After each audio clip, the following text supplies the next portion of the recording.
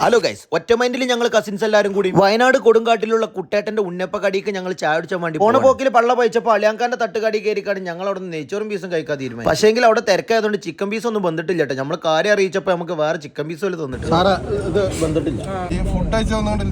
Food അടിച്ച മയക്കത്തിൽ safe കാക്ക കതർച്ചിൽ തുടങ്ങിയിട്ട് അങ്ങനെ ഒരു കഥയില്ലാത്ത സേഫ് കാക്കാന്റെ കഥയും കേട്ടിക്കാണ്ട് ബാക്കിയുള്ള ആൾക്കാരൊക്കെ കഥ ഇല്ലാതെ സൈഡായി. മുന്നിൽ മുതിരായിരിക്കുന്ന സൽമാക്കൊക്കെ പൗതി ഉറക്കത്തെ വകഞ്ഞു മാറ്റി വളയങ്ങൾ കൈകളിൽ ഒതുക്കി ലക്ഷ്യസ്ഥാനത്തേക്ക് നമ്മൾ മുത്തുട്ടിപ്പുറ കുതിക്കാണ്. അങ്ങനെ നേരം പരപര വെളുത്തപ്പോൾ അവിടെയുള്ള ഒരു പള്ളിയൊക്കെ കയറിക്കാണ്ട് സുബിസ്കാരം കഴിഞ്ഞ് വീണ്ടും യാത്ര തുടർന്നു.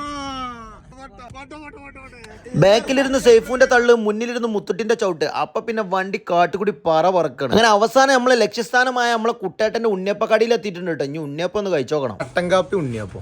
ഞാൻ അങ്ങനെ പറണ്ട താമസം മണി വലിയ ചെമ്പറന്ന് കണ്ട അതിന് ഉണ്ണിയപ്പാണ് പൊറുക്കിടലോ. ഉണ്ണിയപ്പം ഏറ്റുവാങ്ങി ഇരിപ്പിടത്തിൽ ഇരിപ്പുറപ്പിച്ച് ഉണ്ണിയപ്പം തട്ടുള്ള പരിപാടിയിലാട്ടോ ഞാൻ. 143 കിലോമീറ്റർ 3.25 മണിക്കൂർ മലപ്പുറത്തിൽ നിന്നും വയനാട്ടിലേക്ക് ഉണ്ണിയപ്പം ചായം കുടിച്ചാൻ വേണ്ടി പോകുന്നത് വല്ലാത്തൊരു മൂച്ചിപ്പിരാന്തൻ. സംഗതി എങ്ങനെയൊക്കെ ആണെങ്കിലും അവിടുത്തെ ഉണ്ണിയപ്പം അടിപൊളിയാണ്. പിന്നെ അവിടുത്തെ കട്ടൻകാപ്പി. അങ്ങനെ ഒരു ഗ്ലാസ് കട്ടൻകാപ്പി എടുത്ത് റോട്ടുമ്മക്ക് ഇറങ്ങി കട്ട വൈബിട്ടപ്പോഴാണ് 143 കിലോമീറ്റർ സഞ്ചരിച്ചതിന്റെ മധുരം എനിക്ക് കിട്ടിയത്. പുറത്ത് കട്ടൻ കാപ്പിട്ട് വൈബിട്ടപ്പോ ഉള്ളിൽ പോലെ ഇഡ്ഡലി ഇട്ട് വൈബിട്ടു. നല്ല തൂവള്ള നിറത്തിലുള്ള നല്ലൊരു ഇഡ്ഡലി, അയക്ക് സാമ്പാർ, അയക്ക് നല്ല സമ്മന്തി പൊടി, അതും കൂട്ടി ഒരു അടി അടിച്ചു. ഉണ്ട് കേട്ടോ. അപ്പൊ ദാ കിടക്കുന്ന സൽമാൻ കാക്കാന്റെ ഒരു പരീക്ഷണം, സാമ്പാറും ഉണ്ണിയപ്പവും. ഉണ്ട് കേട്ടാ, എത്തപ്പത്.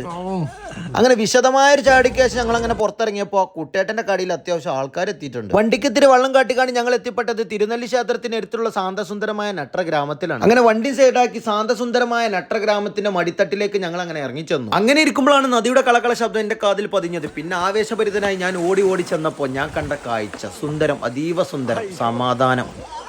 അങ്ങനെ ഏറെ നേരം വെള്ളത്തിൽ ആസ്വദിച്ച് ആനന്ദിച്ച് ആർമാദിച്ച് ഞങ്ങൾ അങ്ങനെ കരയിലേക്ക് അടുത്ത വള്ളി പിടിക്കാം. അപ്പൊ ദാ വരും നമ്മളെ കൂട്ടത്തിലെ പെരിയ നടികർ സൈഫു തലയോ. അവർ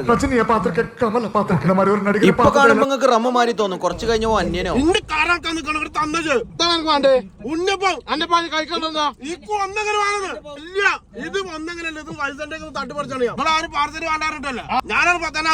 ഉണ്ണിയപ്പം കൊടുക്കാത്ത ദേശത്തില് സ്പ്രിംഗ്ലറിന്റെ വെള്ളം മേത്തുകാക്കി കണ്ട് നിങ്ങൾക്ക് അമ്പിയെ കാണാം.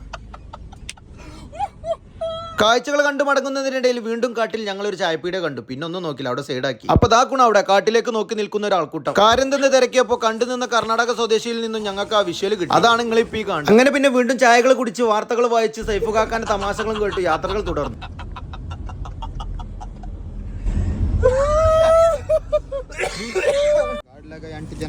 അങ്ങനെ പിന്നെ ഞങ്ങൾ എത്തിപ്പെട്ടത് നാഗർഹോൾ ടൈഗർ റിസർവ് ഫോറസ്റ്റിലാണ്. ഇക്കണ്ട കാടായ കാട് മുഴുവൻ തെണ്ടി കിടന്നിട്ട് പുലി പോയിട്ട് പൂച്ചക്കുഞ്ഞിനെ പോലും ഞങ്ങൾ കണ്ടിട്ടില്ല. അങ്ങനെ മനസ്സിനെ സമാധാനപ്പെടുത്തി കുറച്ച് കാഴ്ചകളൊക്കെ കണ്ടു ഞങ്ങൾ അങ്ങനെ ഇനി നേരെ നാട്ടിക്ക്. അപ്പൊ ഇനി അടുത്തൊരു വീഡിയോയിൽ കാണാം. Okay, bye bye.